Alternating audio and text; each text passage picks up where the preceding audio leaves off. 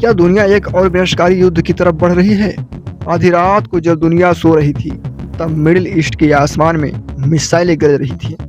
America ने Iran के ठिकानों पर डिफेंसिव स्ट्राइक की, तो जवाब में ईरान ने वो कर दिया जिससे पूरी दुनिया में हड़कंप मच गया। कुवैत के ऊपर ईरान की मिसाइलों को हवा में ही मार गिराया। और इस एक रात के ड्रामे का नतीजा जानते हैं क्या हुआ? ग्लोबल मार्केट में कच्चे तेल यानी क्रूड ऑयल की कीमतें अचानक आसमान छूते हुए $96 प्रति बैरल के पार चली गई। जी हाँ, अगर तनाव 48 घंटे में नहीं थमा तो इसका सीधा असर आपकी जेब पर पड़ने वाला है। भारत में पेट्रोल और महंगाई का एक ऐसा तूफान आ सकता है जिसे संभालना मुश्किल होगा। आखिर क्यों अचानक ईरान और अमेरिका एक दूसरे के खून के प्यासे हो गए हैं? चलिए इस वीडियो को हम लोग गहराई से समझते हैं। तब तक के लिए भाई इस वीडियो को लाइक करके चैनल को सब्सक्राइब कर लीजिए। कहानी की शुरुआत होती है अमेरिका मिलिट्री की एक कार्रवाई से।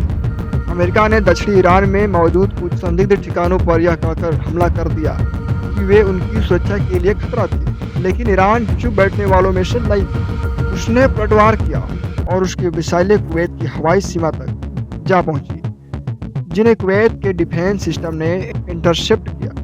अब सवाल यह है कि ईरान सीधे अमेरिका से क्यों नहीं लड़ रहा? दोस्तों, ईरान सीधे युद्ध लड़ने के बजाय प्रॉक्सी वार में माहिर है।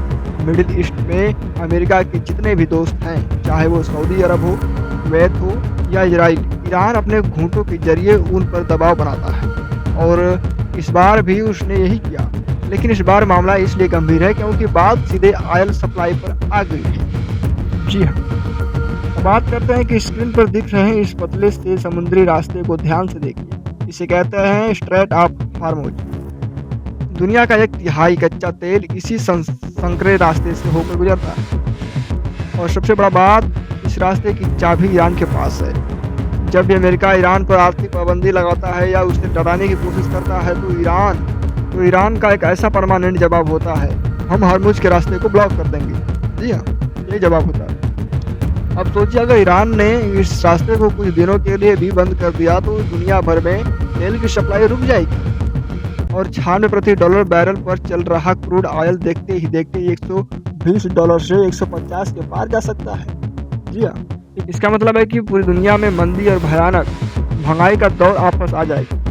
जी हाँ, अब आप सोच रहे होंगे कि अमेरिका और ईरान लड़ रहे हैं तो इसमें हमारा यानी भारत का क्या नुकसान है? नुकसान बहुत बड़ा है दोस्तों।